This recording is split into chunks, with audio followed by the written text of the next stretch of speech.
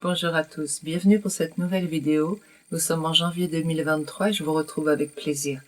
Pour continuer sur cette notion très importante de dessus, dessous, rapport de force, hiérarchie, valeur, toute cette notion qui en fait construit notre société.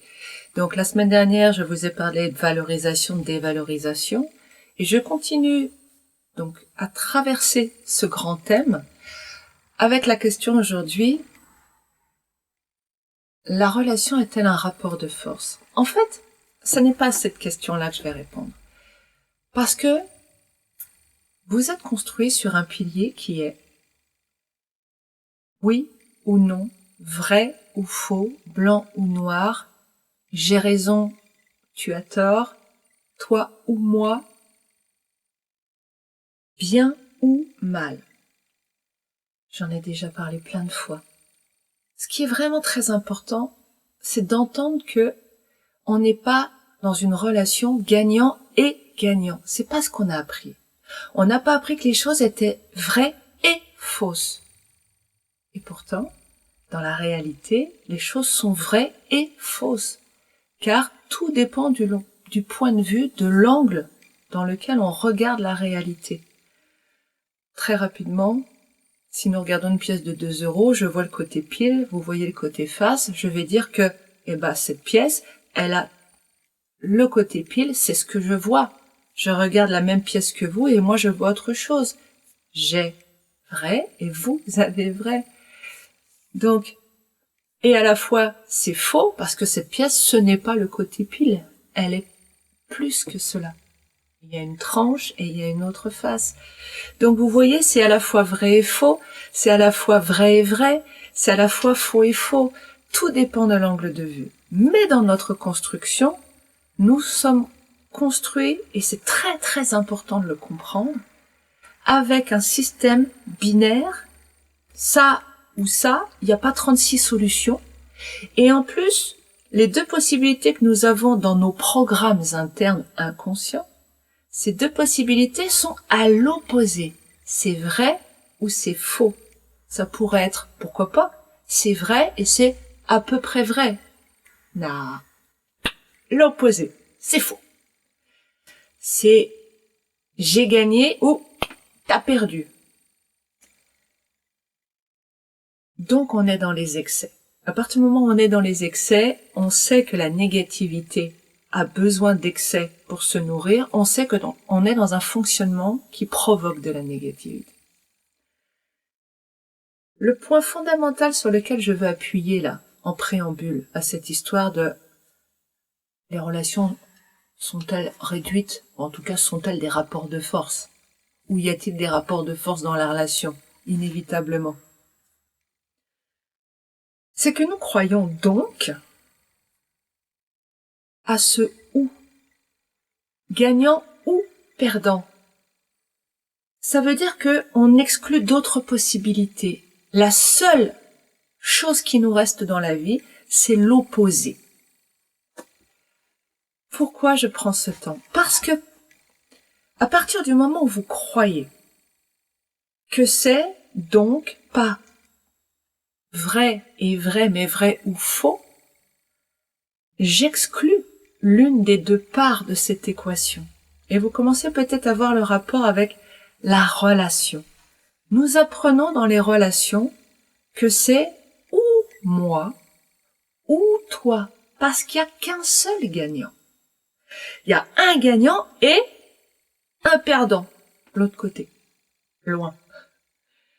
Et donc j'ai un choix à faire. Soit je suis celui qui gagne, qui obtient, qui reçoit, soit je suis celui qui perd, qui arrête de recevoir, voire à qui on reprend des choses. Tiens, peut-être ça vous rappelle des termes que j'employais la semaine dernière. Je suis en tout cas celui qui ne mérite pas de recevoir. Tiens donc, ça nous rappelle aussi des choses sur le bien et le mal, ce système. À partir du moment où il y en a qu'un des deux qui va recevoir et pas l'autre, on peut donc pas être ensemble, automatiquement. Ce que je suis en train d'essayer de vous faire comprendre, pour commencer, c'est que même si consciemment, vous vous dites, mais moi j'aime les gens, j'aime les relations, j'aime être avec les autres, mais si tout le monde, on est sur un plan d'égalité. Il y a quand même inconsciemment, sauf si vous avez tout déconstruit, mais pas tous, ça j'en suis certaine, sinon la Terre ne serait pas comme cela. Nous avons donc inconsciemment encore ces résidus de programme excessifs, tout ou rien à l'opposé, qui ne nous relient pas. Nous ne sommes donc pas inconsciemment dans une relation horizontale avec les autres. Nous ne sommes pas avec. Nous ne sommes pas avec. Nous sommes donc dans une relation où nous nous construisons, il faut être le gagnant.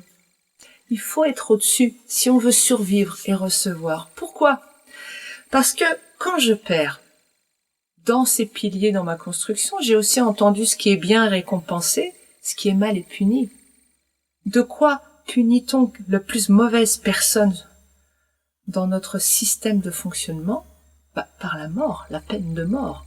Si vraiment on juge que quelqu'un est mauvais, qu'il a fait souffrir d'autres personnes, ou, je ne donne pas d'exemple, vous trouverez à l'intérieur de vous ce qui vous paraît justifier une peine de mort. En tout cas, dans notre société, on en est là ou pas loin. Si on tue pas la personne, on la met dans un petit endroit toute sa vie, sans relation, sans voir personne. Une mort sociale, une mort psychologique, etc. Donc nous croyons quand même qu'au bout, c'est la mort que nous risquons. Quand nous perdons, nous avons ce programme qui nous fait croire que nous allons avoir la mort. La mort, c'est aussi, quand nous sommes petits, cette interdiction de nous aimer. Si mon cœur est fermé en permanence, je vais mourir très rapidement. Parce que c'est aussi nécessaire, cette énergie qui entre et qui sort par le cœur, c'est la respiration, ma respiration énergétique, je pourrais dire ça comme ça. Si je ne peux plus respirer énergétiquement, à un moment donné, je meurs. Il faut qu'il y ait quelque chose qui rentre et qui sorte. Ok. Donc, en tant qu'enfant, on nous apprend très vite à ne pas nous aimer pour plein de raisons. Bonnes, croient les parents, croient la société. Ce qui veut dire que nous avons donc peur de cette mort, l'interdiction de nous aimer. Quand je crois que je perds, que je suis en dessous, le loser, le perdant, j'ai donc inconsciemment cette image que je suis en danger de mort. Okay. Donc les deux premiers points, pour résumer tout de suite, oui, nous croyons automatiquement dans nos programmes inconscients que la vie ou la relation aux autres en particulier est un rapport de force. Je dis la vie parce que c'est par extension, c'est-à-dire que l'autre, c'est tout ce qui n'est pas moi. Donc si je crois que la relation à l'autre est un rapport de force, c'est aussi la relation à la vie. Vous imaginez ce que ça provoque intérieurement quand on vous dit ça ? Ta vie va être un rapport de force. On va y aller, on va aller voir tout ça.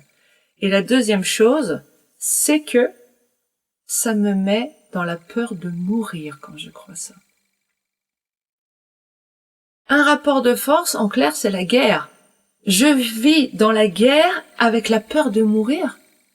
Quelles conséquences ça a pour vous quand vous entendez ça consciemment, puisque c'est caché à l'intérieur, fort probablement.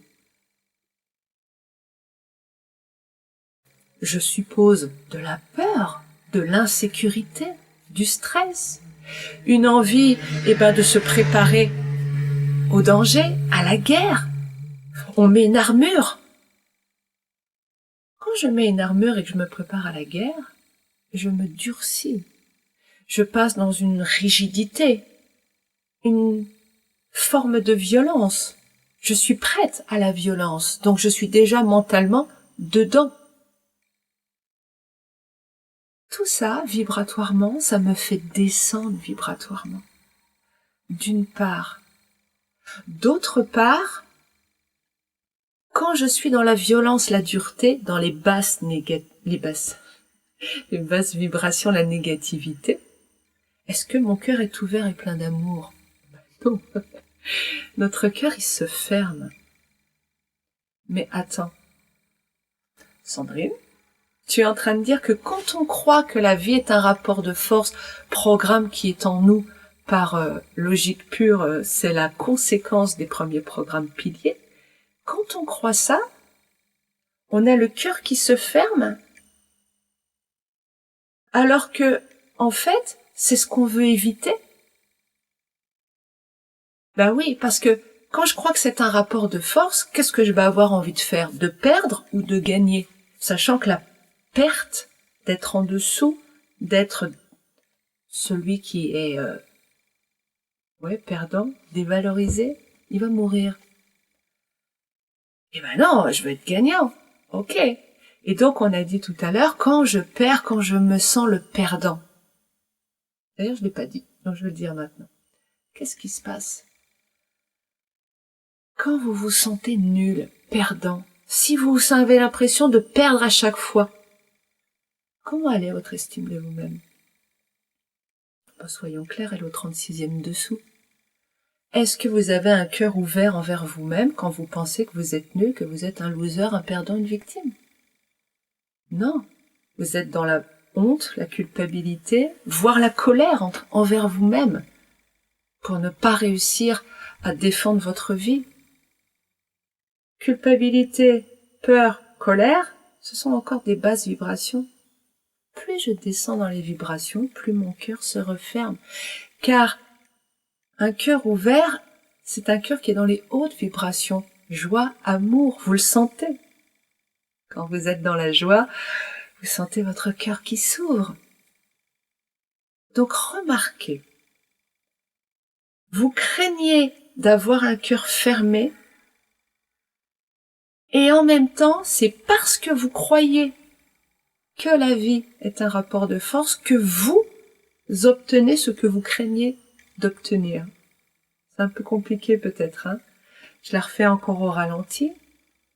Quand j'ai cette croyance que la vie est un rapport de force ou que la relation est un rapport de force, qu'il faut être gagnant et pas perdant, je me mets à vivre ce que naturellement je veux surtout pas vivre.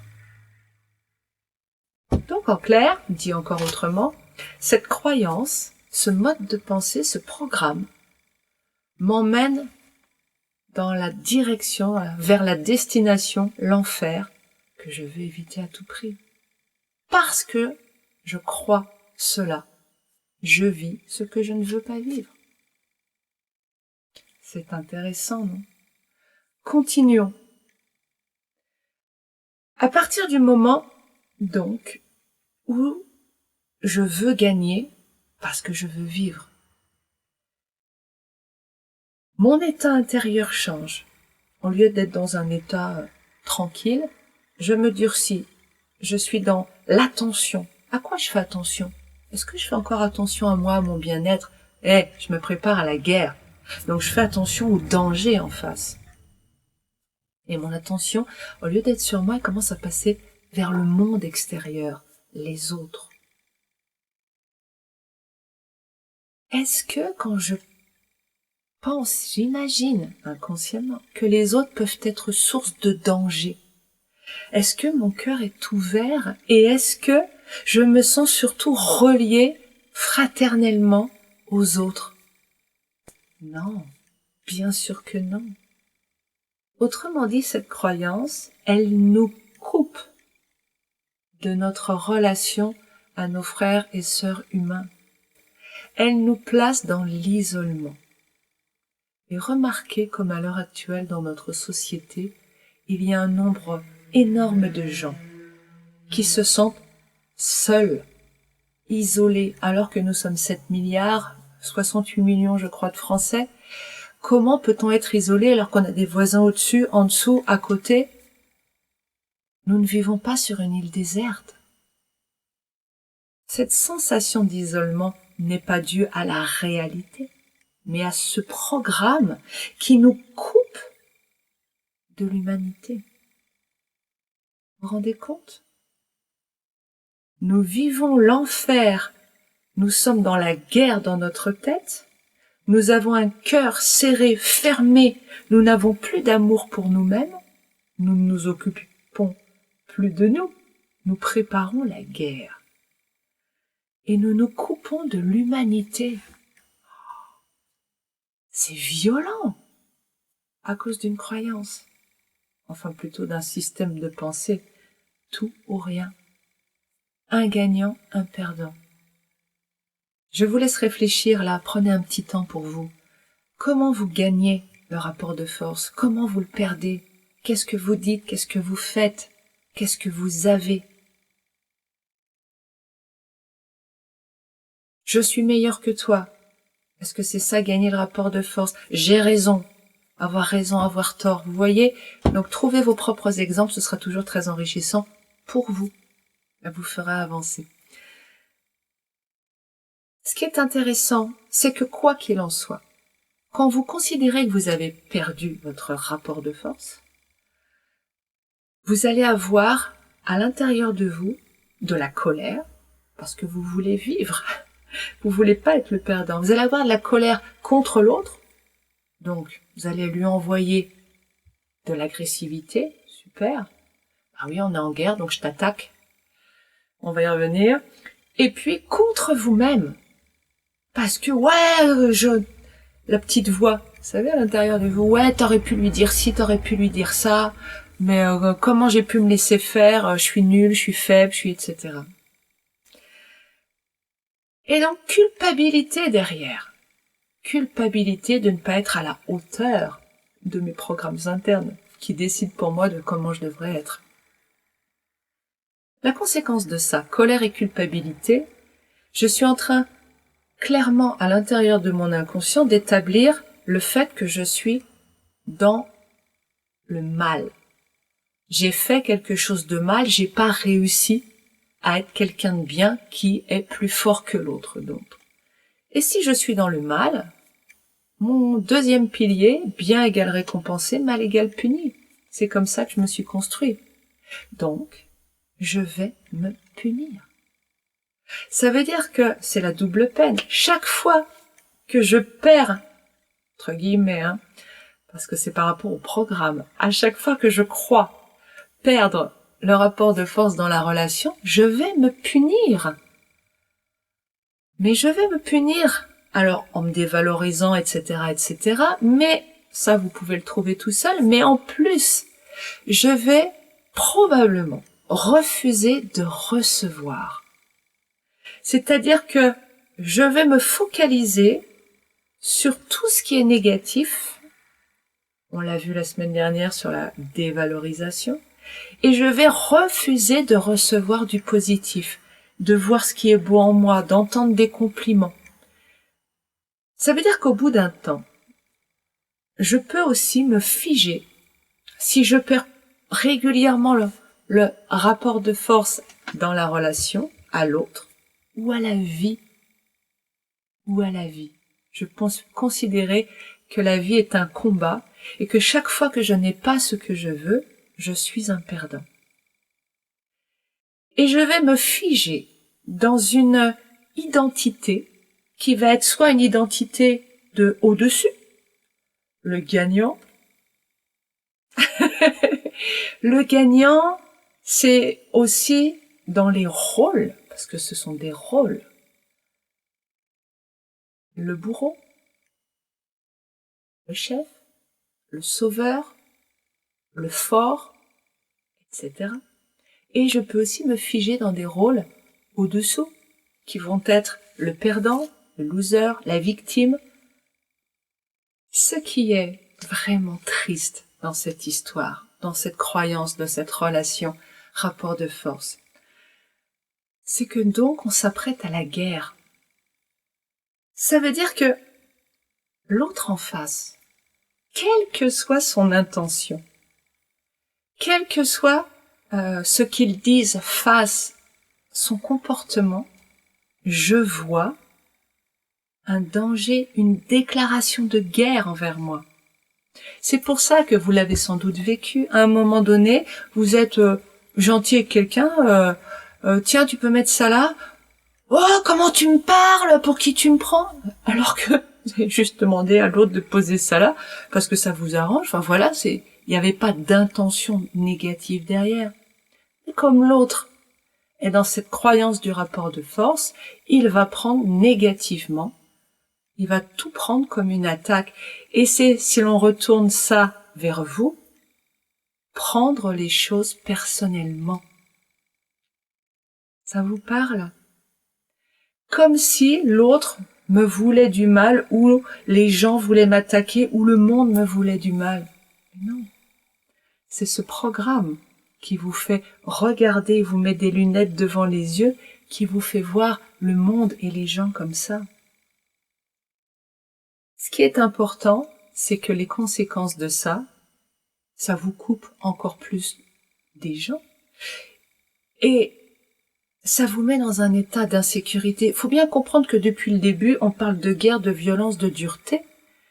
Quand on est face à ça, on se sent naturellement en insécurité. À combien est votre sécurité quand vous êtes au bord d'une piscine, tranquille, en train de siroter un jus de fruits? Je pense qu'elle va bien là. Quand vous êtes, vous voyez des gens arriver vers vous en croyant que il va y avoir un rapport de force, c'est-à-dire une bataille. Comment vous êtes? Votre sécurité, elle peut décroître très très vite. Vous êtes en danger de mourir si vous perdez. Vous êtes donc en insécurité. Vivre en insécurité, c'est pas cool, hein? Bah, vous le voyez dans votre vie quotidienne, on met tous des armures, on est tous des porc-épics. Ça nous met dans le cerveau reptilien. Le cerveau reptilien, je vous le rappelle, il a 3 façons de nous faire interagir avec le monde. Le combat, bien évidemment. Ouais, pourquoi tu dis ça?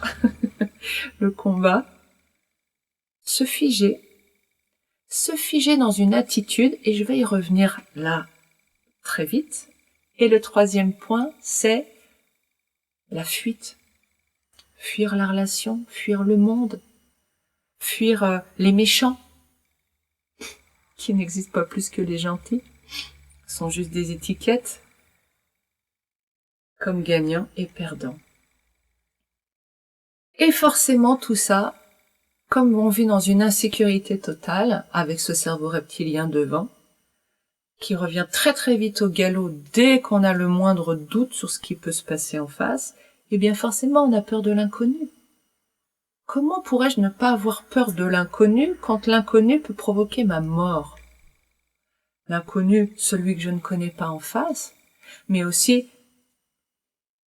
tout ce qui est différent de ma vie actuelle. Comment changer mon univers intérieur? L'inconnu peut me tuer. Quel courage il faut pour passer à autre chose. Ok. Maintenant, un petit point que je n'ai pas évoqué jusque-là, et qui est vraiment en rapport avec la semaine dernière, et qui est très intéressant. C'est la notion de pourquoi je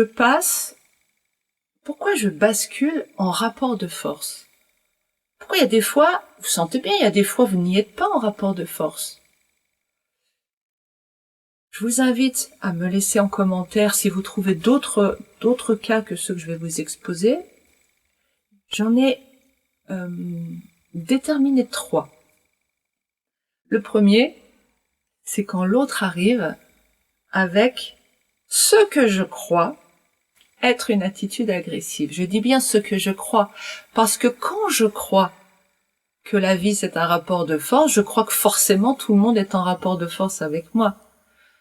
Mais pour que ça me déclenche, moi, dans cette guerre intérieure, pour que ça déclenche mon cerveau reptilien de défense, ça veut dire que je crois qu'il est en train ou qu'il veut prendre le dessus. Et ça, j'y reviendrai dans une vidéo prochaine, parce que, waouh, très très intéressant.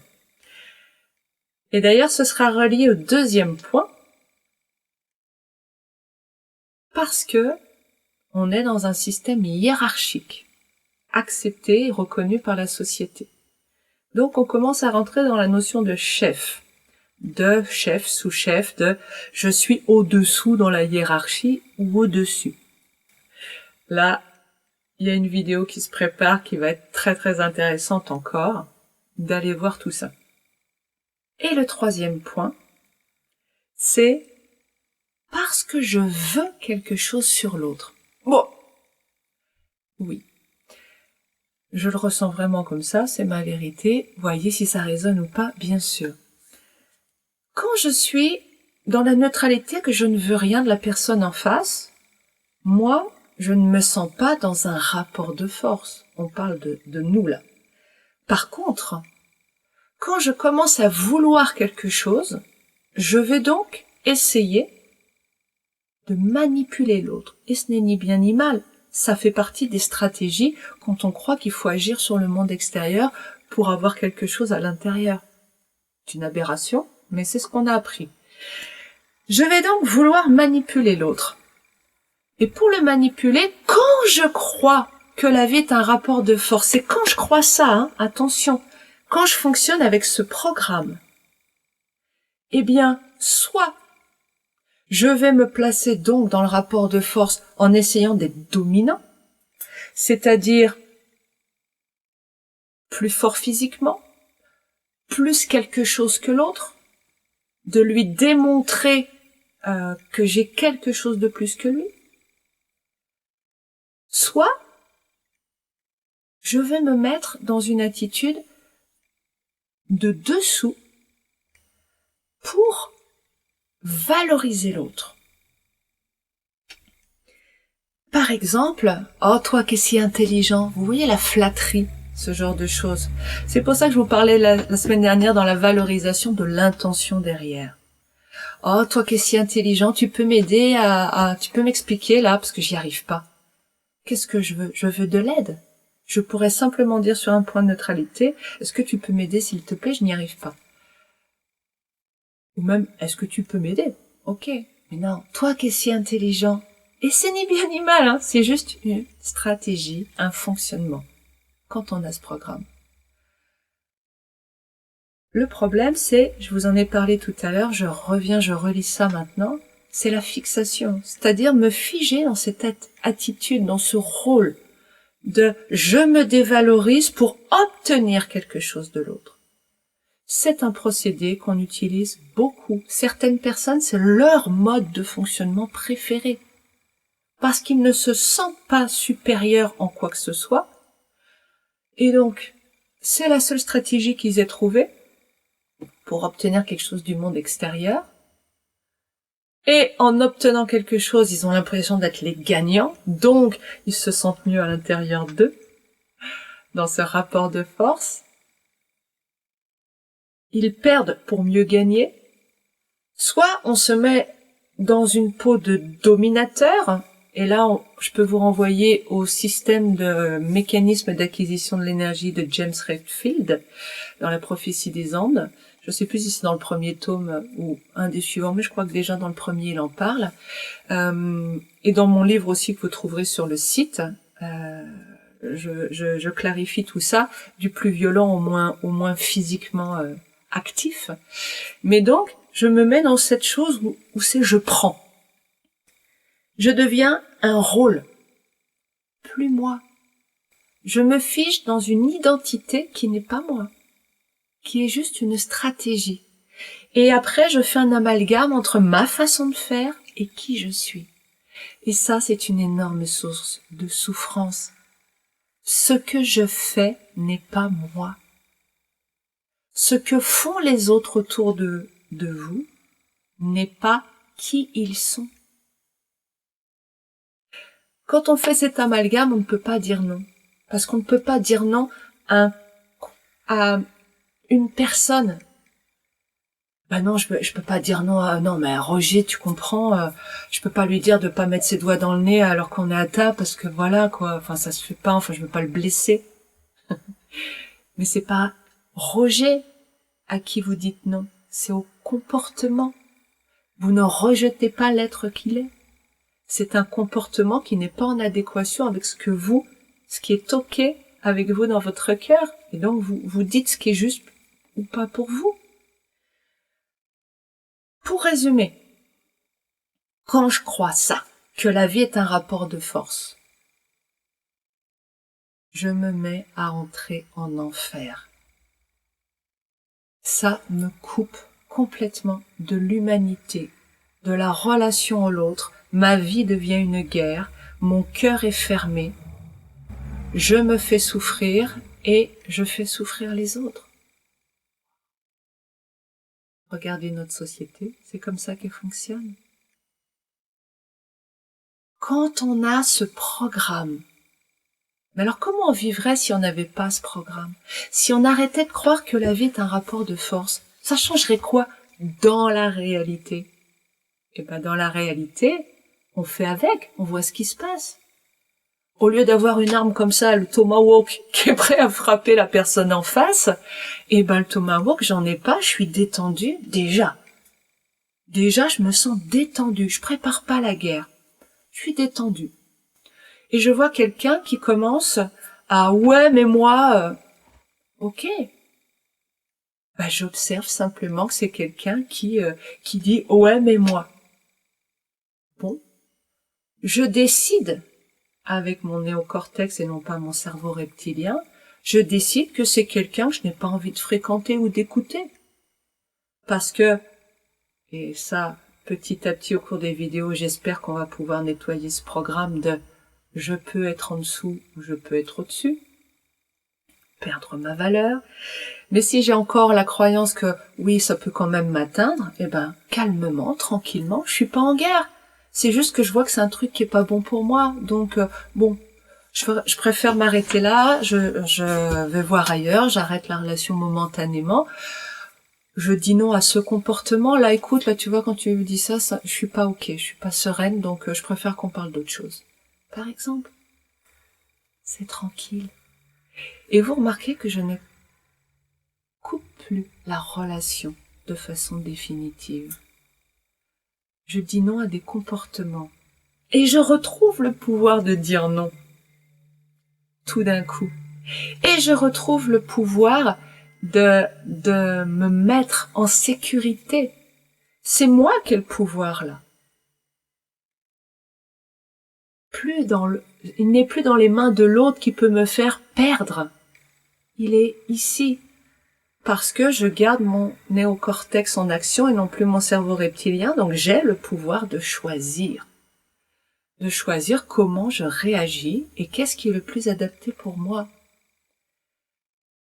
Le comportement ne me plaît pas, je suis toujours reliée à l'être humain derrière. Je sens dans mon cœur qu'il y a une fraternité avec chaque personne sur cette terre et avec la vie. Si la vie n'est plus un rapport de force, la vie peut être joyeuse. Et qu'est-ce qui est en train de se passer en moi? Mon cœur est en train de s'ouvrir. Mais oh là là! Mais en fait, quand j'arrête simplement de croire ce programme, de fonctionner dedans, mon cœur s'ouvre.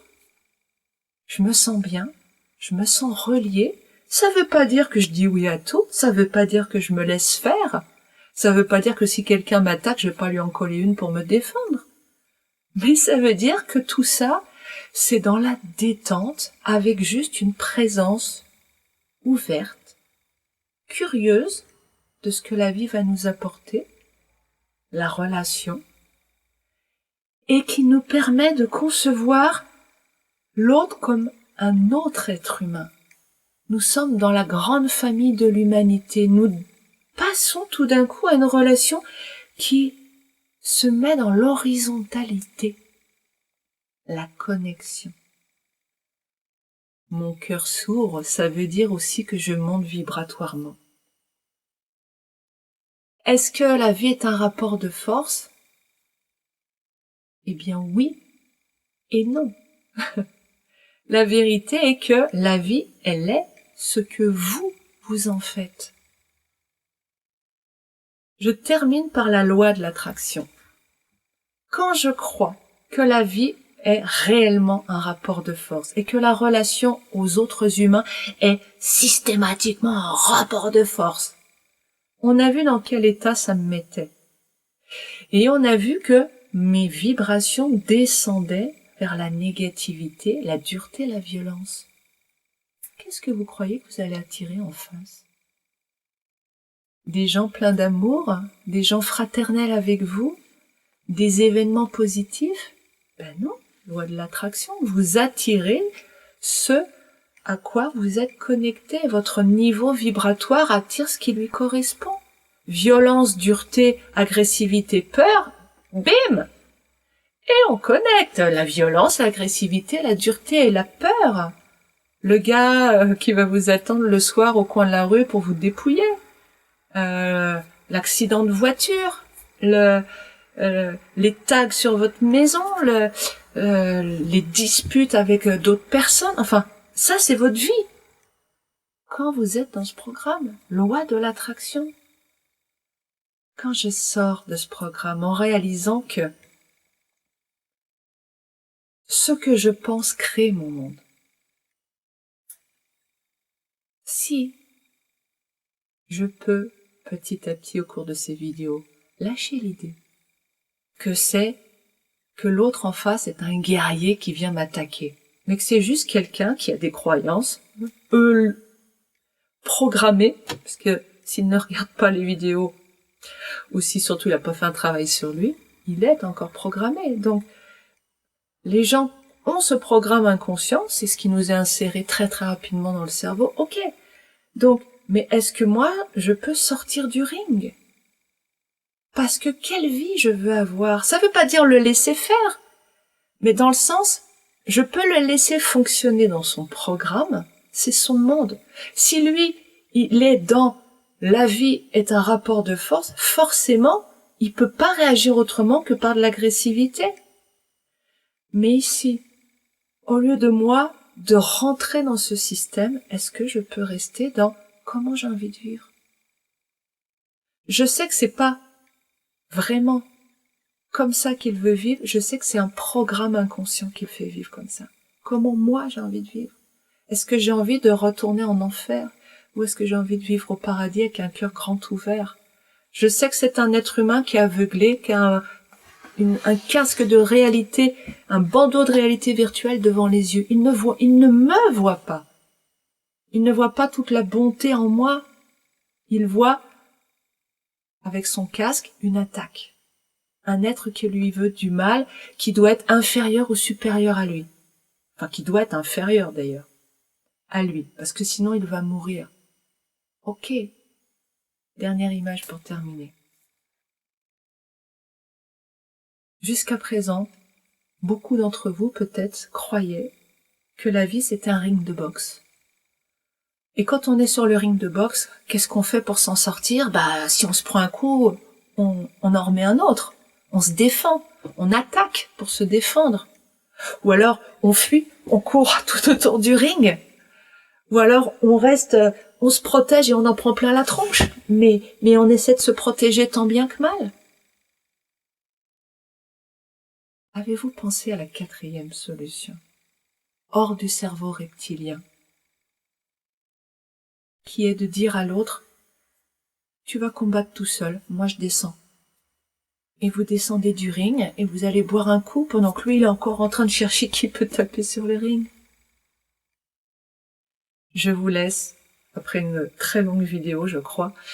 Tant pis, je ne la couperai pas, je la garde intacte.